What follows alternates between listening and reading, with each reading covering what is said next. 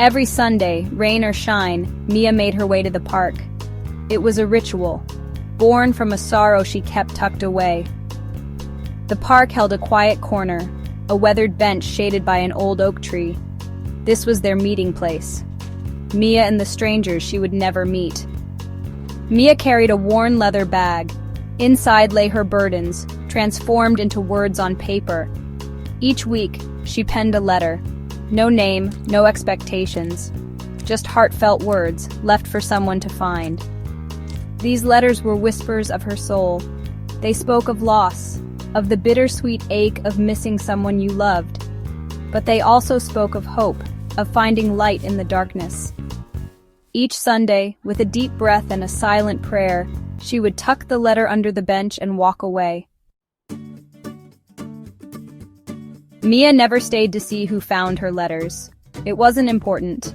The act of writing, of releasing her thoughts into the world was enough.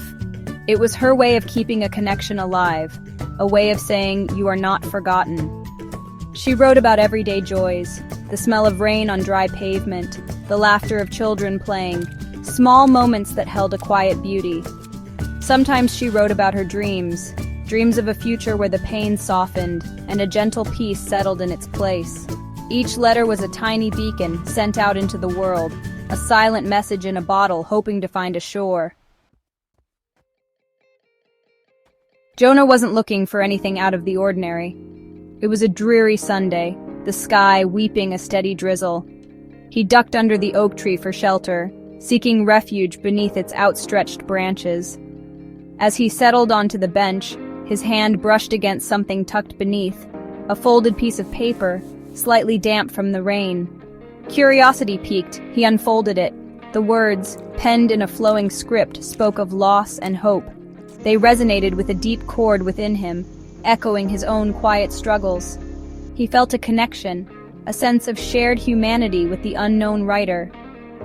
Jonah felt compelled to respond. He had a pen and a small notepad in his bag. Right there on that rain-kissed bench, he wrote back. Words spread like wildflowers in the springtime breeze. What began with Mia's solitary act of courage blossomed into something unexpected. People found solace in sharing their stories, their fears, their dreams. The park bench, once ordinary, transformed into a haven. It became a place where vulnerability was met with empathy, where unspoken words found a voice. A worn notebook appeared, chained to the bench. Its pages filled with messages, each one a testament to the shared human experience. Words of encouragement, confessions of heartbreak, whispers of gratitude. The bench became a mosaic of emotions, a tapestry woven from threads of joy and sorrow, hope and healing. One sunny afternoon, Mia sat on her usual bench, a familiar ache in her heart. As she reached for her letter, a young woman approached her. "You're Mia, aren't you?" she asked, her voice soft, "the one who writes the letters." Mia looked up, startled. The woman smiled, tears glistening in her eyes. "My brother," she began, her voice thick with emotion. "He used to come here every week. He found your letters. They meant the world to him." She went on to explain that her brother had been struggling, but the letters offered him a lifeline of hope. He had found solace in knowing he wasn't alone. He left his own letter before he passed, she said, her voice trembling. In that moment, Mia realized the true impact of her quiet ritual.